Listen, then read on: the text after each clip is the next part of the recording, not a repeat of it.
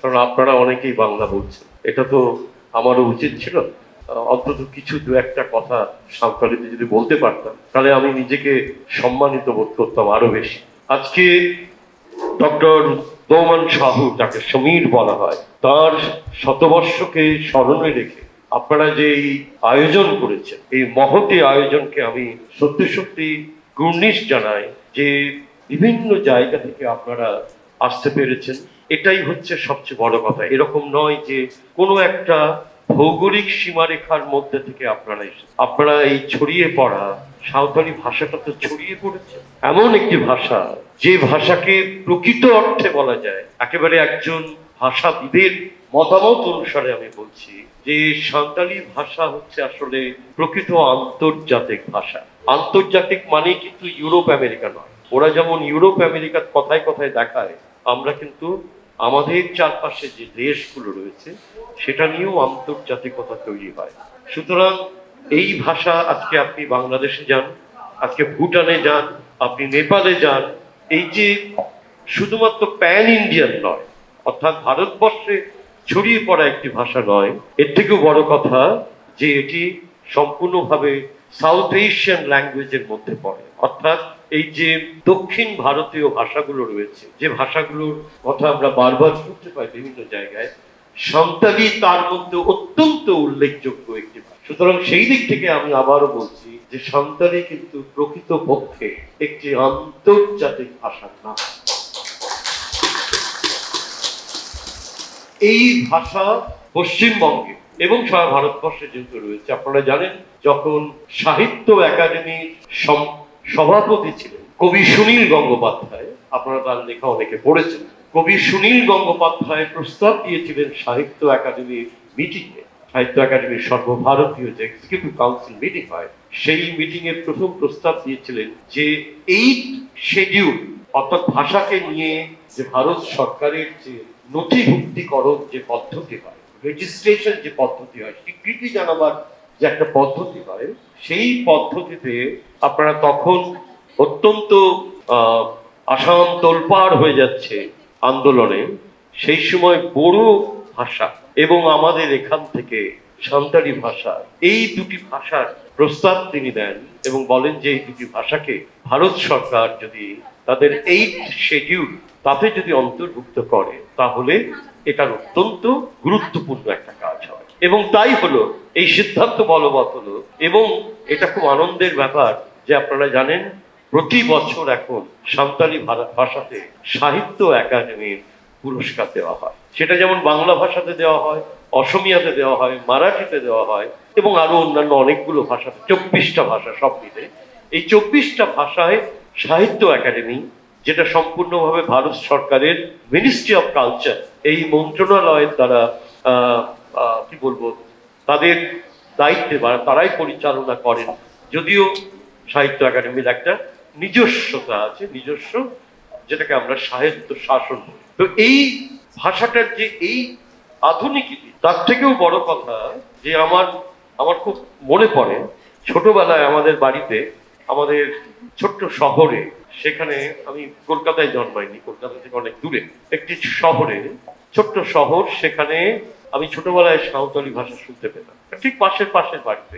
আমি তাদের মুখ থেকে এমনকি সাঁওতালি ভাষার কবিতা পর্যন্ত শুনেছি তারই মুখ থেকে। এই যে শুনতে শোনা, এটা এই শোনার মধ্যে, সে খুব বাংলা ভালো বলতো, কিন্তু তার মাতৃভাষা হচ্ছে সাঁওতালি। এইখানে আমার একটা কথা বলার আছে, এটা আপনারা একটু মন দিয়ে শুনুন। এই যে আমার ভাষা, মাতৃভাষা বাংলা, এবং যার কাছে প্রথম আমি সাঁওতালি শুনেছিলাম, যে শুনতে কেমন লাগে একটা ভাষা, আপনি নাই জানতে পারেন, পৃথিবীর অজস্র ভাষা, সেগুলো কি আমরা জানি না, কিন্তু প্রাথমিক কৌতূহল হচ্ছে ভাষাটা শুনি তো কিরকম লাগে শুনতে। এটা দেখবেন প্রত্যেকটা মানুষের মধ্যেই কৌতূহল আছে। আপনি যদি এখন জাপানে যান, বা একজন জাপানিজ যদি এই মঞ্চে এসে বসেন, আপনি সবার আগে শুনতে চাইবেন, দেখি তো জাপানিজ, জাপানিজ টেলিভিশনে শুনেছেন, তো হয়তো আপনি চাইবেন দেখি তো বলুক তো, একটু শুনি তো। এই যে ভাষা মানুষ শুনতে ভালোবাসে। আচ্ছা, আপনি সাঁওতালি ভাষায় গান গিয়ে শোনান তো, এটা খুব কৌতূহল তৈরি করে। আমরা যখন দূরে যাই তখন একটা বাংলা রবীন্দ্রনাথের নাম এত শুনেছি, একটা রবীন্দ্রনাথের দুপুরি গান গিয়ে শোনান তো, এটা সবাই বলে। কেন বলে? মানুষ কৌতূহল বশত শুনতে চায় কানে কিরকম লাগে ভাষা। কানে কিরকম লাগে এর উপরে অনেক কিছু নির্ভর করে। আপনার তো কানে এমন ভালো লেগে গেল যে আপনি ভাষাটা শিখতে শুরু করে দিলেন। এই যে মাতৃভাষার কথাটা বলছিলাম, এটা ভীষণ গুরুত্বপূর্ণ এই কারণে সাঁওতালি গল্প, সাঁওতালি উপন্যাস অনুবাদ হয়ে চলেছে। যেরকম এই মুহূর্তে আজকে যে এই বইটি উদ্বোধন বা এখানে রিলিজ করা হলো, এই বইটি দ্য অ্যালকেমিস্ট, বিখ্যাত একটি বই, যে বইটি সারা পৃথিবীতে প্রায় কয়েক মিলিয়ন কপি বিক্রি হয়েছে এবং প্রায় 85টি ভাষায় অনুদিত হয়েছে যে উপন্যাস, সেই তালিকায় আজকে থেকে সংযোজিত হলো। আমার খুব ভালো লাগবে যদি কেউ পাওলো কোহেলোকে ইমেল করে জানান, তিনি থাকেন সেই ব্রাজিলে, যে তোমার উপন্যাস আজকে সাঁওতালি ভাষায় অনুদিত হলো। এর থেকে গর্বের আর কি হতে পারে? আমার তো মনে হয় পাওলো কোহেলো অত্যন্ত রোমাঞ্চিত বোধ করবেন যে তার অনেক ভারতীয় ভাষায় হয়েছে অনুবাদ, বাংলা ভাষাতেও হয়েছে অ্যালকেমিস্টের অনুবাদ, বাংলাদেশ থেকে হয়েছে, কিন্তু তার উপন্যাস, এই পৃথিবী বিখ্যাত উপন্যাসটি যে সাঁওতালি ভাষা থেকে অনুবাদ হলো, সেটার জন্য আমি ব্যক্তিগতভাবে যদি কখনো এর মধ্যে তাকে কোনো ইমেল করি, আমি অবশ্যই বইটার ছবি তুলে পাঠাবো যে দেখো সাঁওতালি ভাষায় তোমার অনুবাদ হয়েছে। অনুবাদ হওয়া মানে পাওলো কোহেলো লেখক হিসেবে ব্রাজিলের লেখক, পর্তুগিজ ভাষার লেখক, ব্রাজিলের যে পর্তুগিজ, সেইখানকার একজন লেখক আপনার বাড়ির পাশে নতুন জন্ম নিল।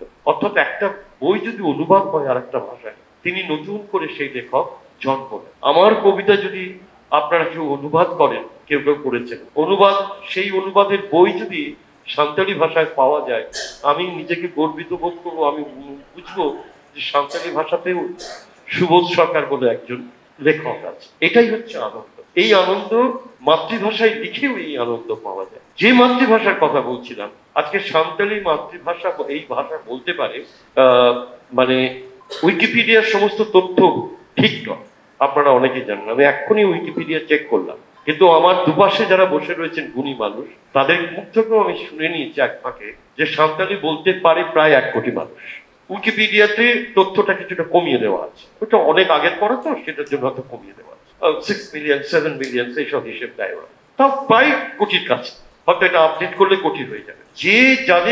যে মাতৃভাষা 1 কোটি মানুষের মাতৃভাষা, 1 কোটি মানুষ মাতৃভাষা মানে নির্ভুল ভাবে সে সাঁওতালিটা বলতে পারে, তার ভিতর থেকে বলতে পারে, তার হৃদয় থেকে বলতে পারে। এর থেকে বড় ঘটনা আর কিছু হতে পারে না। এটা শেখানো ভাষা নয়, চাপিয়ে দেওয়া ভাষা নয়, এটা একেবারে তার অন্তরের ভাষা, তার মায়ের ভাষা, যে ভাষায় সে বড় হয়েছে, যে ভাষায় সে পড়াশোনা করছে, যে ভাষায় সে একজন মানুষের সঙ্গে আরেকজন মানুষের কমিউনিকেশন হচ্ছে, সেই ভাষাটা তার অন্তরের ভাষা, সেটা সাঁওতালি ভাষা। আমার মনে হয় সত্যিকারের মাতৃভাষা বলতে যেটা বোঝায়, যেমন সাঁওতালি, যেমন ধরুন বাংলা, বা যেমন ধরুন ওড়িয়া, এই ভাষাগুলোর পাশাপাশি, যেহেতু আমি সাঁওতালিকে বারবার বলছি গুরুত্বপূর্ণ মাতৃভাষা হিসেবে, এই কারণে যে এই তো দুদিন আগে আপনারা জানেন যে বিশ্ব কবিতা দিবস চলে গেল, সারা বিশ্বের ভাষা এবং কবিতা নিয়ে একটা দিন। তো আমার মনে হয় যে ভারতবর্ষে, আমি নাম করছি না কোন কোন ভাষা, এমন এমন ভাষা আছে যা অত্যন্ত বিখ্যাত ভাষা, আপনারা একটু চোখ কান মুখ করে রাখলেই বুঝতে পারবেন যে ভাষাগুলো যে জোর করে চাপিয়ে দেওয়া মানুষের ওপর, এবং সেই জোর করে চাপিয়ে দেওয়া ভাষাকে আমি কোনো ভাষার নিন্দে করছি না। প্রতিটা ভাষা, তা যত ছোটই হোক বড়ই হোক, আসলে ভাষা ছোট হয় না, বড় হয় না, ভাষা সব সময়। কেন বলছি এই কথা? আমি 40 বছর ইংরেজি পড়িয়েছি, এই পাশে 40 বছর ইংরেজি পড়িয়ে আমার ছেলে মেয়েদের, আমার ছাত্রছাত্রীরা বিভিন্ন কলেজ বিশ্ববিদ্যালয়ে পড়ায়, বিদেশেও পড়ায়। আমি তাদেরকে একটা কথা ক্লাসে গিয়ে বলেছিলাম যে যখন শেক্সপিয়ার ইংল্যান্ডে তার নাটকগুলো লিখছেন, ম্যাকবেথ লিখছেন, হ্যামলেট লিখছেন, যখন লিখছেন, তখন ইংল্যান্ড একটি বর্বর জাতি, যাদের রেনেসাঁর প্রয়োজন হয়েছে, যাদের নবজাগরণের প্রয়োজন হয়েছে। আর শেক্সপিয়ার যাদের জন্য নাটক লিখতেন, তারা কজন? সামান্য কয়েকজন। তার সামনে 1 কোটি মানুষ ছিল না।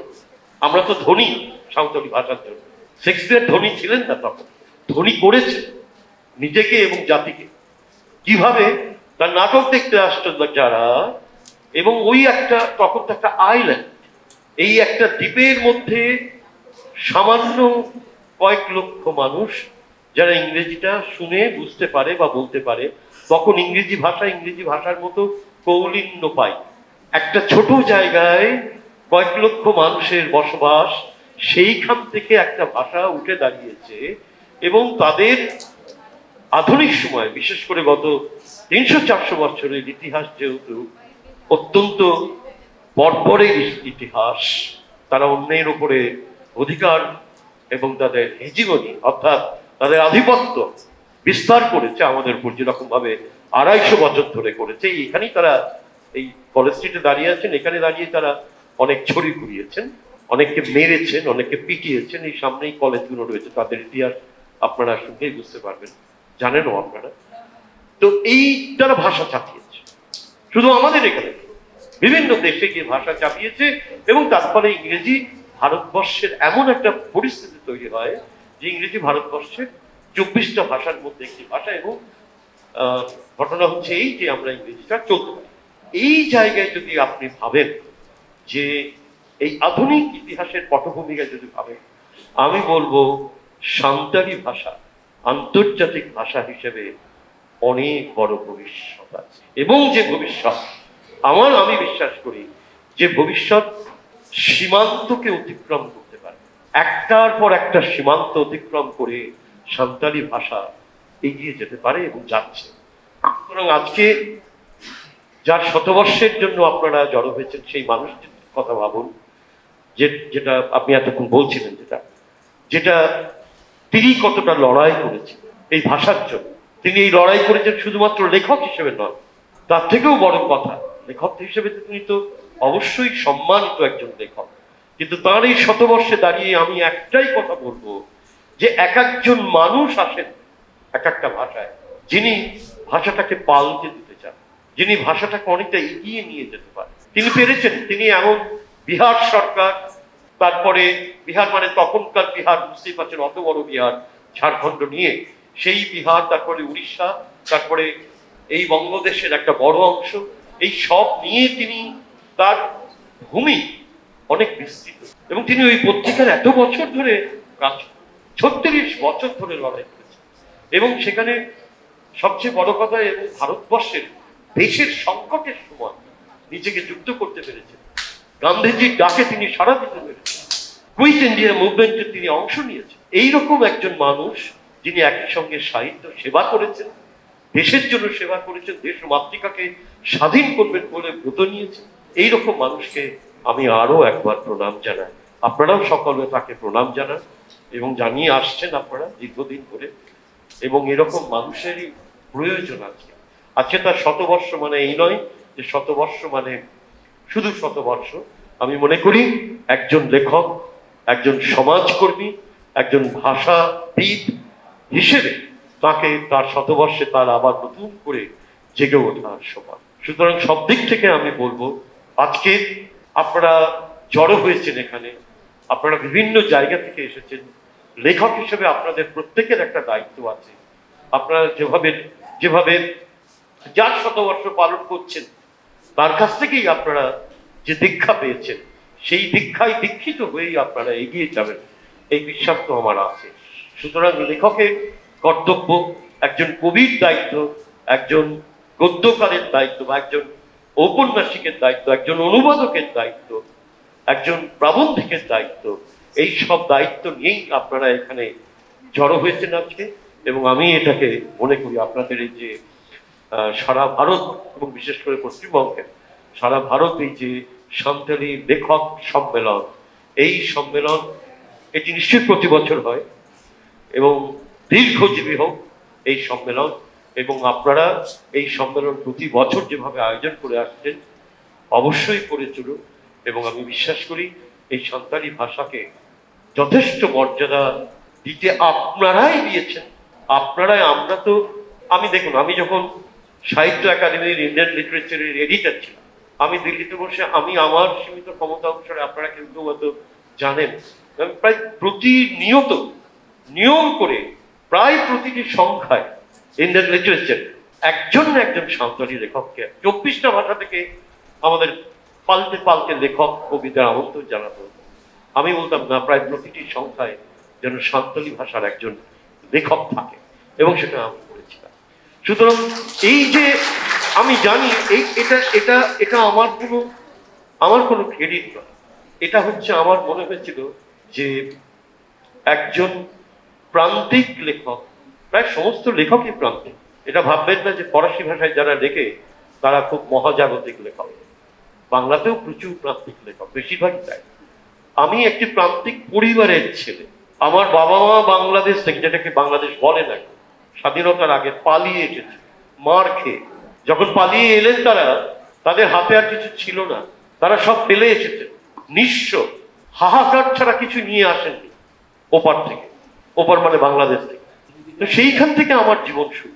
সুতরাং আমি নিজেকে যেরকম ভাবে প্রান্তিক একটা পরিবারের মধ্যে নিজেকে বড় হতে দেখেছি বা বড় হয়েছি, আমি জানি প্রান্তিকতা কাকে বলে।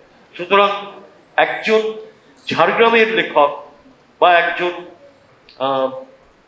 ধরা যাক যে পান্ডার লেখক, জায়গাটার নাম কি যেন ছিল ওনার, পান্ডা না, পান্ডা যে থাকে, এরকম ভারতবর্ষে হাজার হাজার হাজার গ্রাম।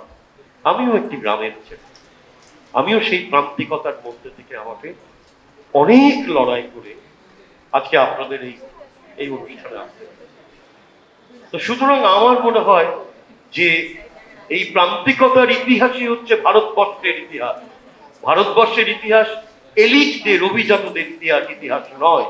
আসল ইতিহাস যেটা চেপে রাখা হয়, যেটা ছাপা হয় না, যেটা মুদ্রিত হয় না, যেটার কথা বলা হয় না, সেটা হচ্ছে প্রান্তিকতার ইতিহাস।